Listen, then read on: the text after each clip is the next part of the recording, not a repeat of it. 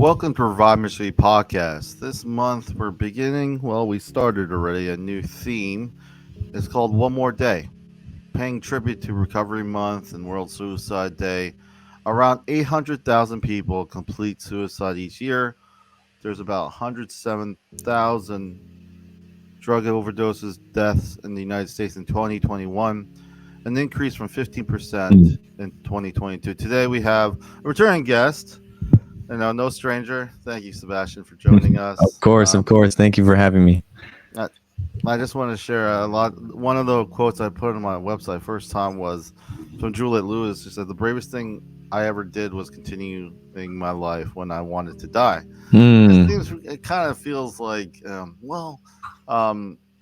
I that quote really for me speaks volumes of this month of just how it may not make sense for some individuals that are not going through the decision to make a permanent decision on a temporary issue, but Right. it also, being mindful of that. Anything you want to share? Yeah, man. I think that's an incredible quote there. The bravest thing I ever did was continue my life when I wanted to die. It goes back to, I think, some of the first conversations we've had together in our podcast, and all the conversations we've had since, right, of just the power of choice. We talk about it with Creation Life at our church and the programs that we have, right? How important choice is. And just saying, I may not feel it, but I'm going to continue to move forward. And especially in this month, I think that's powerful. It's hard. It's not easy. But when you're able to be in a position like she was to say, I wanted to end it, but I said, I got to continue. And that's very brave and that's courageous, right? To just be able to just say, I want to continue one more day. I think of this month, and also I didn't know until this year that there is a thing called the Jaywalker Challenge. Well, we're actually doing it. 800,000 individuals, and I think we're trying to make 800,000 steps. Revive Ministries, our team is called Going the Second Mile Biblically. I feel a lot of times we can get self-centered. It's nothing wrong. It's very human, but at the same time, when we're outward-centered, when we're going that second mile, when we don't have to, Right. One thing I don't want to forget is those times when I had that bravest thing be staying alive another day. And I feel sometimes when things are going well, you're like, I don't remember that. Sometimes it's not that I want to ruminate on the sadness or what I went through, but I'm reminded of the lessons that I learned from. And at the same time, you get to serve it again and share. And that's why I love this podcast. Healing comes in all shapes and sizes, whatever. Again, I want to say thank you, Sebastian. I know you've been on here. You're like a regular guest, rotating guest here, but I really appreciate it. The regular, yeah. But this is the actual quote that I wanted to really start our discussion on. It's from Alice Walker. She says, "The most common way people give up the power is by thinking they don't have any." What thoughts come to mind when you hear this quote? Yeah. Wow. Again, going to that, right? The power of choice and thinking. We've been obviously in our fields. Obviously we have different resources and different abilities that we can do, but we see similar situations at times, right? Even as pastors, that you do as social workers or mental health professionals and working in that realm.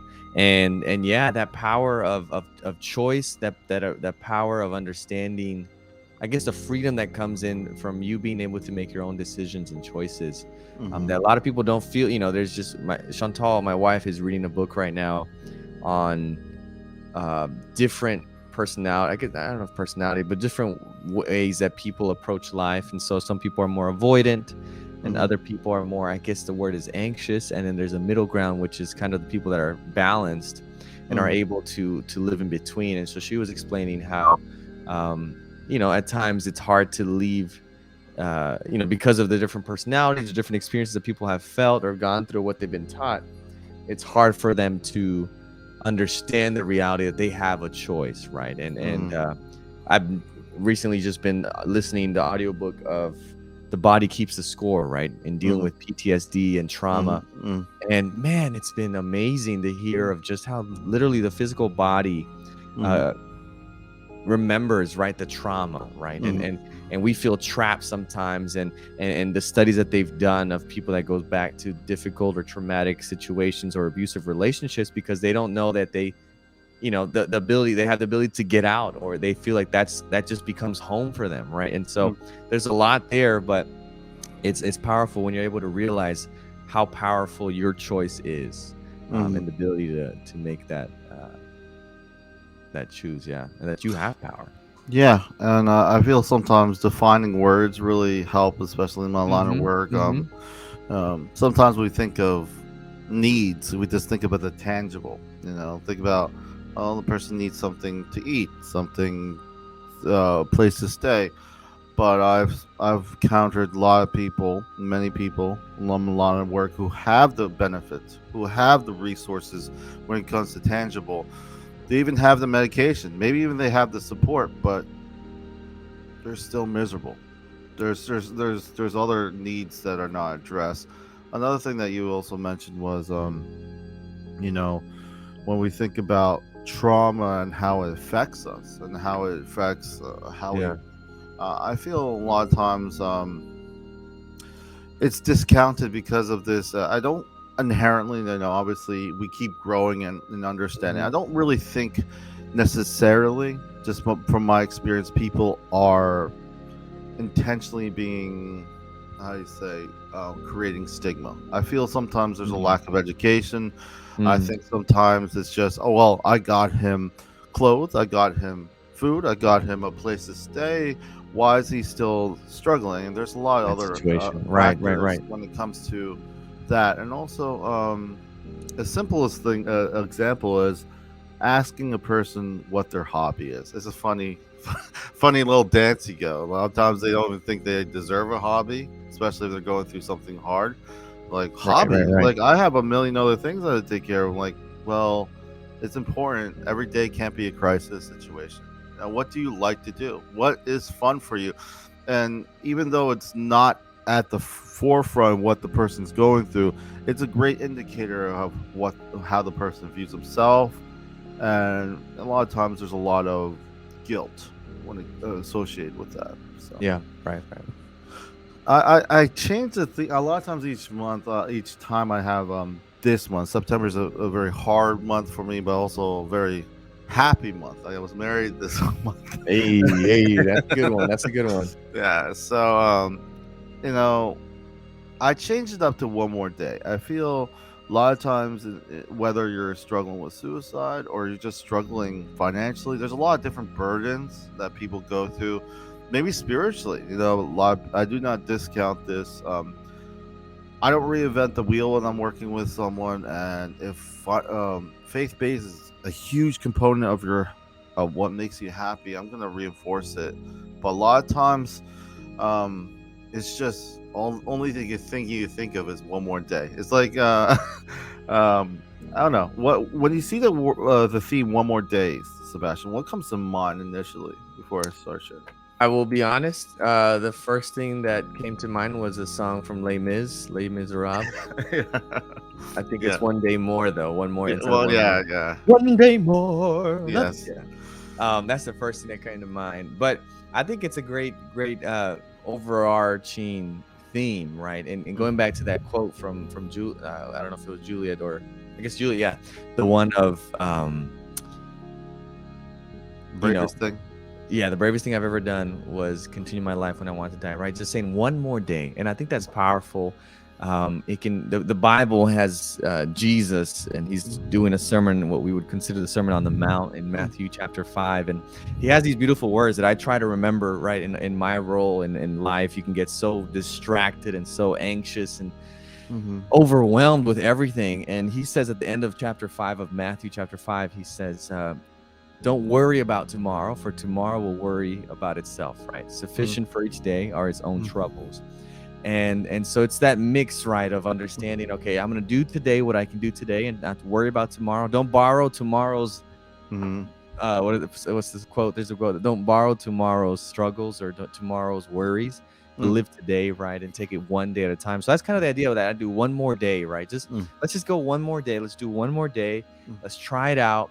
Let's go forward, and then tomorrow when we wake up, we'll go from there and we'll redo it. But when you start thinking so long term, and you can get overwhelmed, and again, it happens to me, right? I'm in kind of a new role.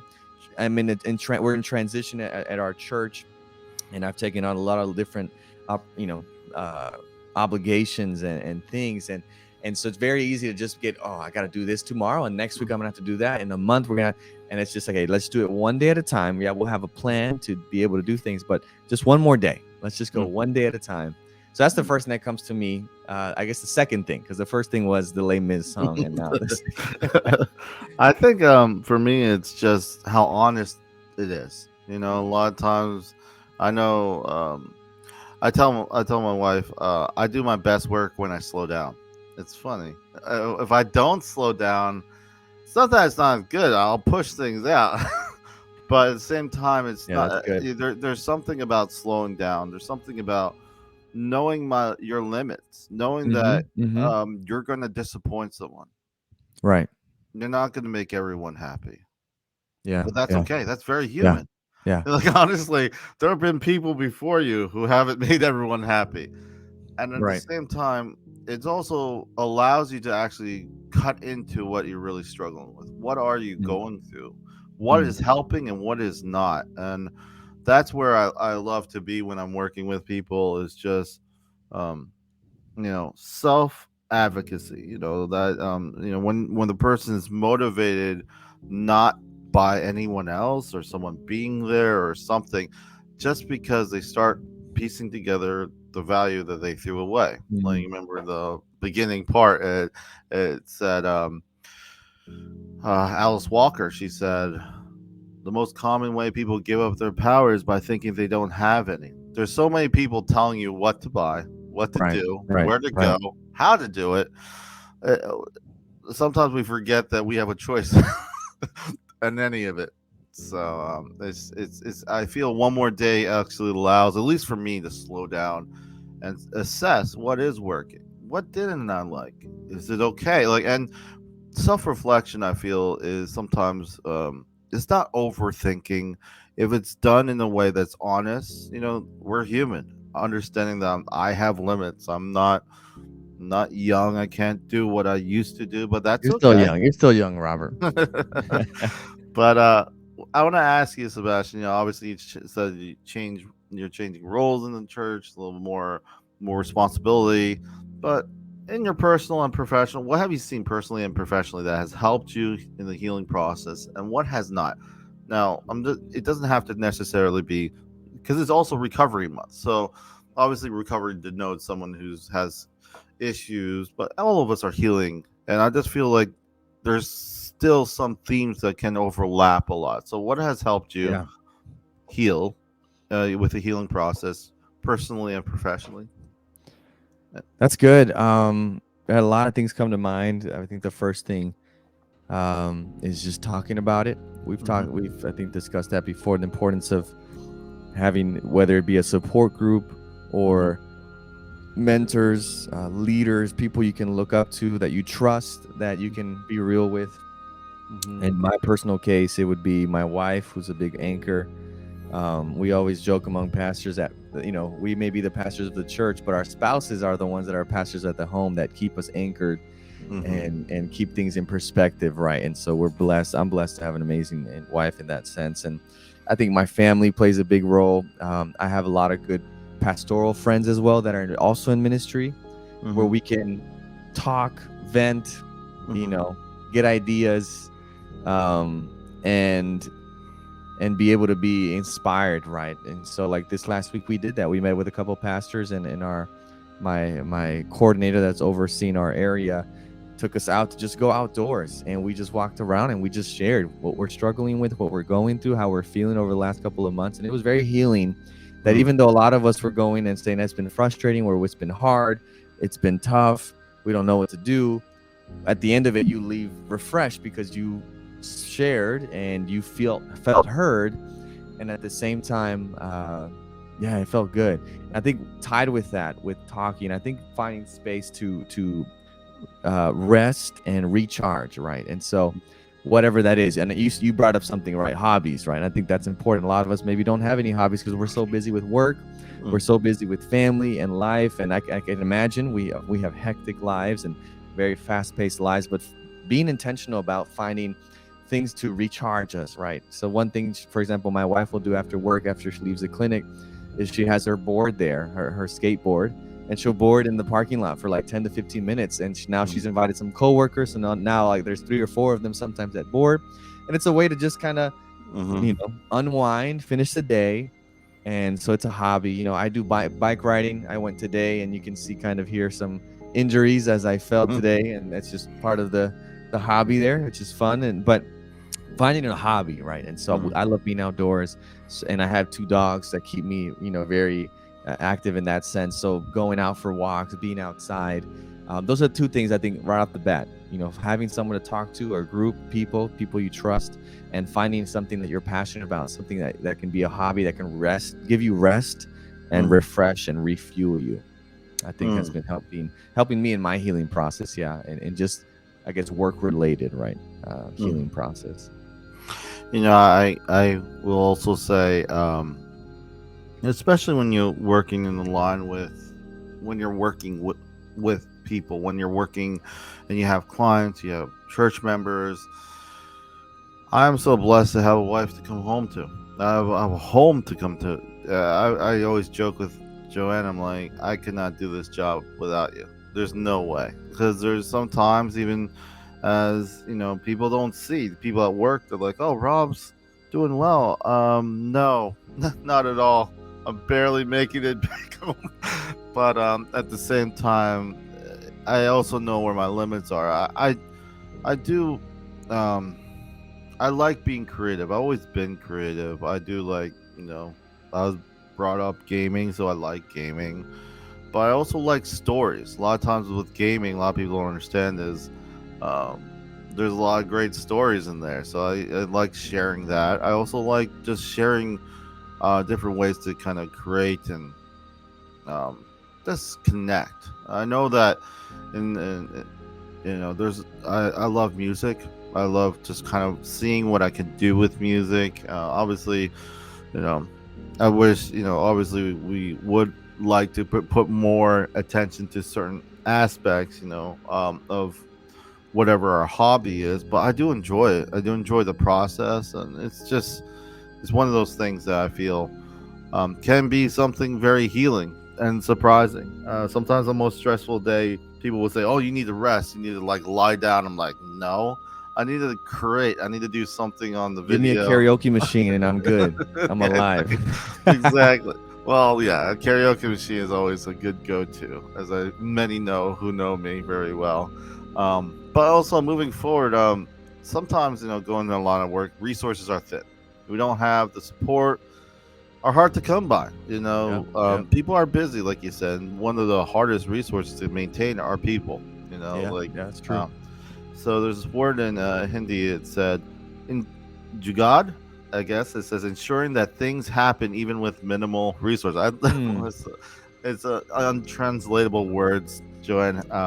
Yeah, I know Joanne loves those words. Yeah, that have but I love it. I love it. I think it's beautiful to see different cultures and particular words that we may not have, but that mean very beautiful things. Yeah. So, what has helped you as a pastor, obviously, and I'll share with me working in the mental health field, when it comes to the barriers of scarcity of support, what did not help? A lot of times when we talk about recovery months, suicide prevention, a lot of times it's because of lack of resources. People feel that they're not heard. They don't feel like they can connect. Right. What has helped and what hasn't? That's a great question, man. Things that have helped when it comes to barriers or scarcity of support. I think it's reaching out in some way to others, right? So the way our church functions, we have like a group of elders that they're tasked with one of, in amidst all the things that they're responsible for, is just being a support to the pastors, right? And being able to be a right hand man type of thing, where they're advisors and counselors and they can help you. And that's been good, right? And especially when you personally feel like there's barriers or there's a scarcity of knowledge or expertise or resources for yourself to reach out and see things that others will be able to pull in and say, hey, have you thought about this? Have you done this? Right? Or I used to do this. And I think finding some way of talking to, or reaching out to someone that can provide you with maybe a different angle that you hadn't seen, right? But at the same time, with that, like you said, having scarcity of support, not everyone is in a position where they have a group of people or elders, right, that maybe are healthy or that get it, right, or are thinking the right things, right? You may have been in a group that really you don't want to go and share anything because they don't know what they're talking about. So it is in those instances, I think, where, I don't know, obviously for us being faith-based, we would go to God and pray and seek the Bible.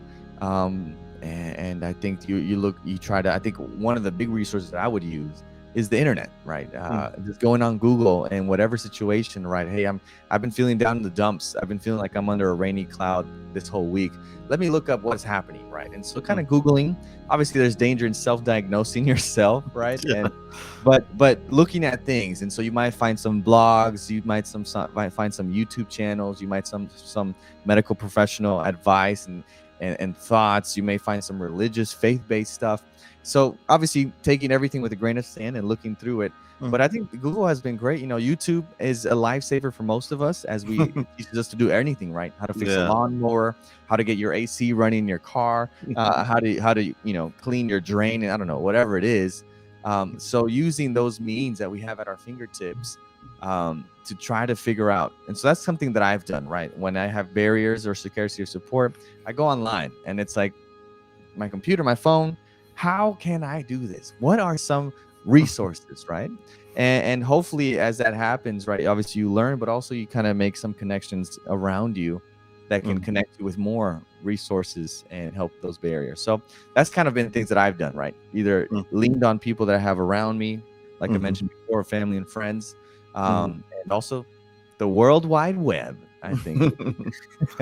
Well, piggybacking on like people, for me, what I've learned is not to villainize anyone. Like, honestly, it's very easy. The mob effect is super, super quick. But at the same, maybe there's a barrier. I don't like the verbiage or something that was said.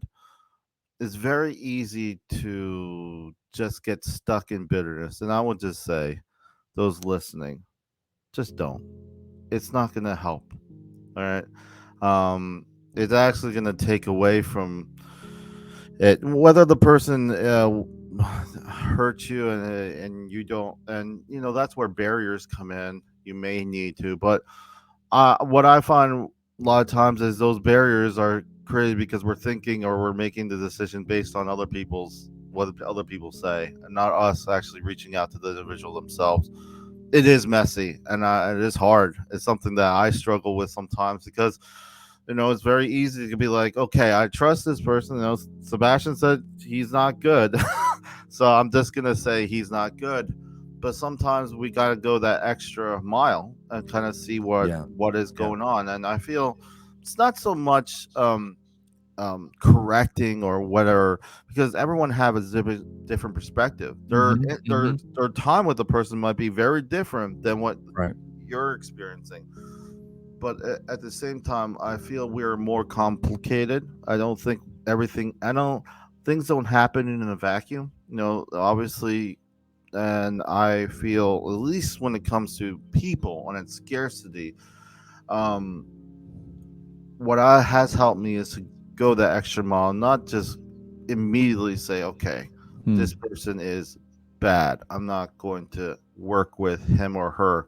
Is actually trying to find some bridges versus walls when it comes to making that barrier come down. At the same time, defining roles is very important, and knowing that even friendships, whatever, everything changes. So I think especially leaders like you and people trying to reach people. It is at least for me, what has helped is to not listen to those who are close to me that I trust, but also verify it and determine for myself.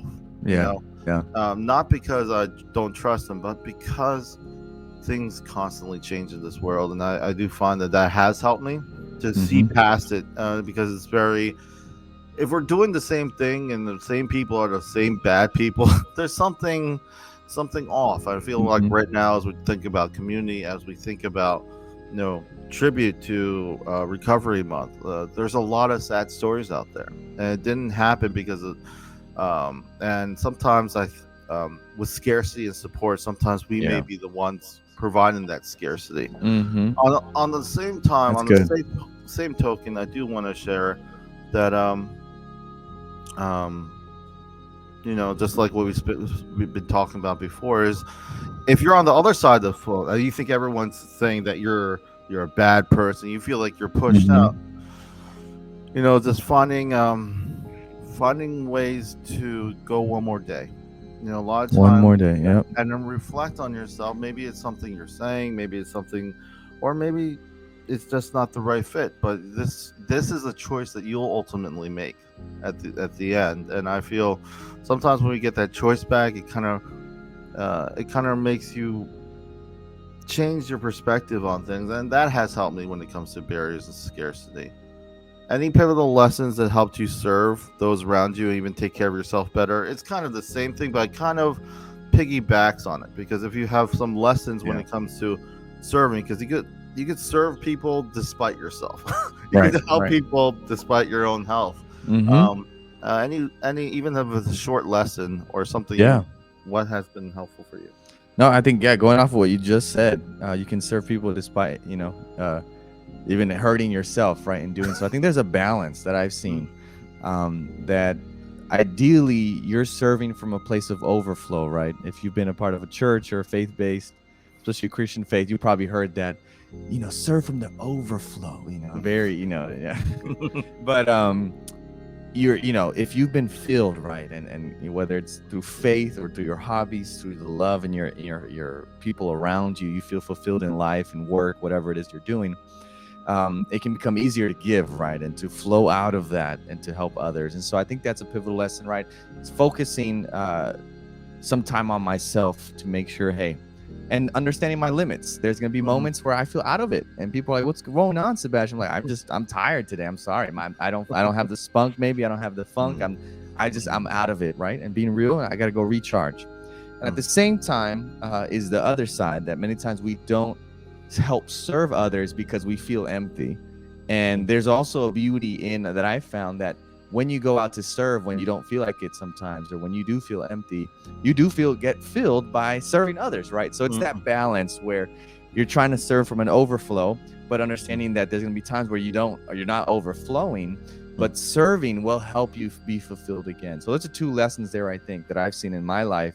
And you just have to be aware of yourself, that there's, don't overextend yourself, but be willing to serve and try to be filled up. Know that you're not going to be always filled up to serve, but going to do that. So I think those are two pivotal lessons there that I've seen.